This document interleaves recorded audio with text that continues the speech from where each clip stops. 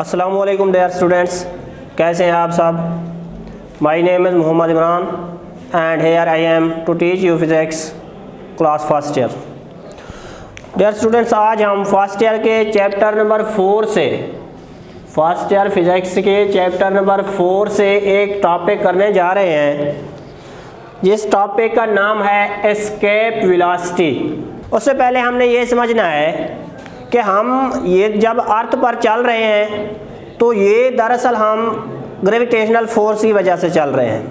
अगर gravitational force ना हो तो हम इस अर्थ पर चलने के काबिल नहीं होंगे। हम इस ज़मीन पर चल रहे हैं तो ये ग्रेविटेशनल फोर्स की वजह से चल रहे हैं। ये ग्रेविटेशनल फोर्स किसकी वजह से? अर्थ की ग्रेविटेशनल फोर्स है जिसकी वजह से हम ज़मीन पर चल रहे हैं। सपोज ये हमारे पास अर्थ है, अर्थ के इस सरफेस पे कोई एक बंदा ठहरा हुआ है। वो क्या करता है, उसके हाथ में बाल है, वो बाल को ऊपर फेंकता है तो वो बाल दोबारा नीचे आ जाती है क्योंकि यहाँ पे ग्रेविटेशनल फील्ड मौजूद है। ये मैंने यहाँ पे डॉटेड लाइन आपको शो करवाए हैं। ये जो डॉटेड लाइन है ये शो कर रहे हैं अर्थ की ग्रेविटेशनल फील्ड को। मतलब इनिशियली जब वो बंदा बाल को ऊपर फेंकता है, सपोज बाल इस जगह तक पहुंचती है तो बाल दोबारा ज़मीन पे आ जाती है क्योंकि उसकी ग्रेविटेशनल फील्ड यहाँ तक है। फिर वो क्या करता है, मतलब और एनर्जी से उसे ऊपर फेंकता है।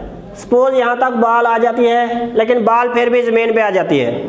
वो किसकी वजह से है? अर्थ ग्रेविटेशनल फील्ड की वजह से। लेकिन सपोज ऐसा होता तो नहीं है। सपोज कि वो क्या करता है, उस बाल को इतनी वेलोसिटी देता है कि वो बाल इस अर्थ की ग्रेविटेशनल फील्ड से बाहर चली जाती है, मतलब इनफिनाइट पे चली जाती है। तब क्या होगा, जब वो इनफिनाइट पे चली जाएगी बाल तो वो दोबारा अर्थ पे नहीं आ सकती। अब वही वेलोसिटी जो बंदा उस बाल को दे रहा है, उस वेलोसिटी को एस्केप वेलोसिटी कहते हैं।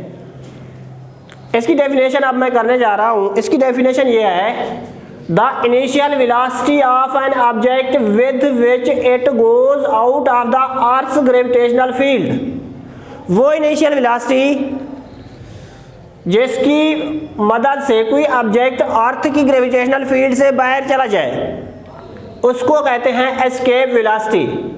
और इसकी वैल्यू है 11.2 किलोमीटर पर सेकेंड। इसी वैल्यू को हम फाइंड करते हैं कि ये वैल्यू कैसे आती है। सपोज अर्थ है, ये है सेंटर ऑफ अर्थ, ये है सरफेस। इस सरफेस पे कोई ऑब्जेक्ट पड़ा हुआ है जिसका मास m है और इसका सेंटर से सरफेस तक जो रेडियस है r है। ये कैपिटल M शो कर रहा है इस अर्थ के मास को और ये स्मॉल m शो कर रहा है इस ऑब्जेक्ट के मास को। ये जो मैंने यहाँ पे लिखा है इसको कहते हैं एब्सोल्यूट ग्रेविटेशनल पोटेंशियल एनर्जी, जो हम पहले स्टडी कर चुके हैं। यह है एब्सोल्यूट ग्रेविटेशनल पोटेंशियल एनर्जी। इसको कहते हैं एब्सोल्यूट ग्रेविटेशनल पोटेंशियल एनर्जी। ये जो एनर्जी है ये इस ऑब्जेक्ट के पास नहीं है। इस एनर्जी का मतलब, ये जो मैंने इसकी साइन है, इस ऑब्जेक्ट के पास इतनी एनर्जी की कमी है। मतलब आप इतनी एनर्जी देंगे तो ये ऑब्जेक्ट अर्थ की ग्रेविटेशनल फील्ड को छोड़ के इन्फिनिटी में चला जाएगा ऑब्जेक्ट। उसके लिए आपने इतनी एनर्जी देनी पड़ेगी, -G/m/r। ये जो G है ग्रेविटेशनल कांस्टेंट है, m मास ऑफ अर्थ है, ये small m mass of object है, ये जो r है रेडियस ऑफ अर्थ है। आप इतनी एनर्जी इस ऑब्जेक्ट को देंगे तब क्या होगा, ये ऑब्जेक्ट अर्थ की ग्रेविटेशनल फील्ड को छोड़ के इन्फिनिटी पे चला जाएगा, फिर वो नीचे नहीं आएगा। अब जब इसको आपने एनर्जी देनी है तो वो एनर्जी हम देते हैं काइनेटिक एनर्जी की शक्ल में। तो वो जो काइनेटिक एनर्जी है इसको हम लिखते हैं ½ mv²। मैंने यहाँ पे स्मॉल ESC लिखा है, इसका मतलब है एस्केप वेलोसिटी। ये जो एब्सोल्यूट ग्रेविटेशनल पोटेंशियल एनर्जी है उसकी वैल्यू है U = -G/m/r।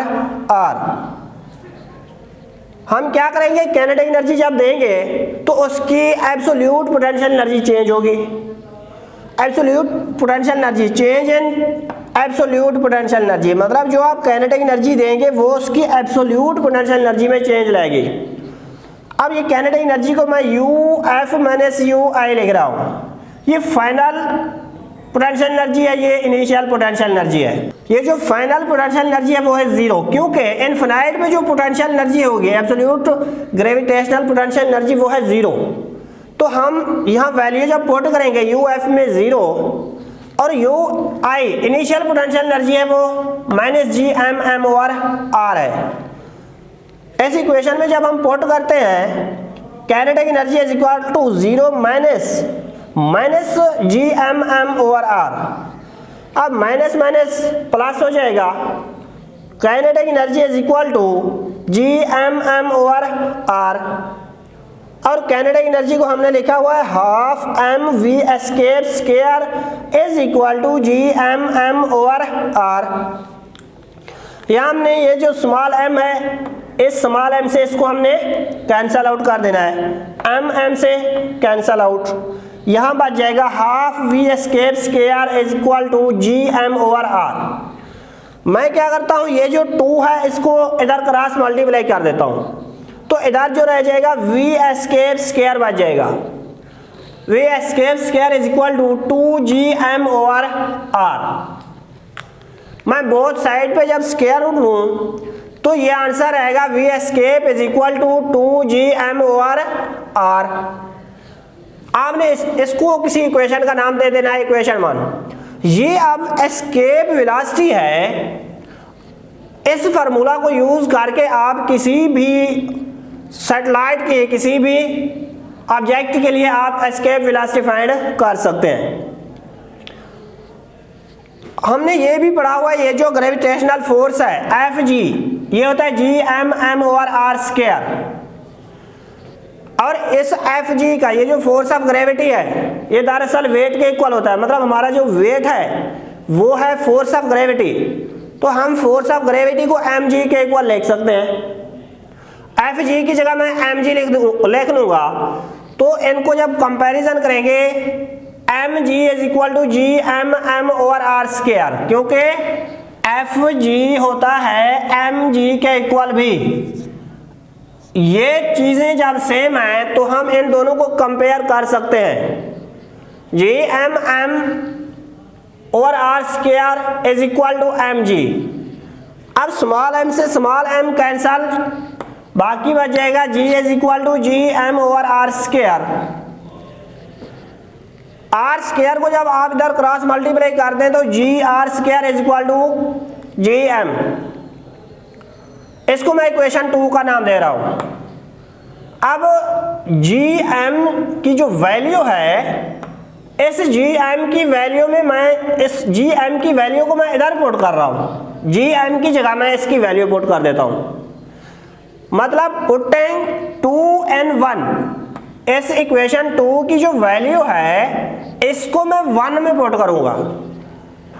1 में जब पुट करेंगे तो V escape is equal to 2 वैसे लिखेंगे, जी एम की जगह मैं उसकी वैल्यू लिख लूंगा small G into R square, तो ये हो जाएगा 2g are square over are जो पहले से वहां मौजूद है।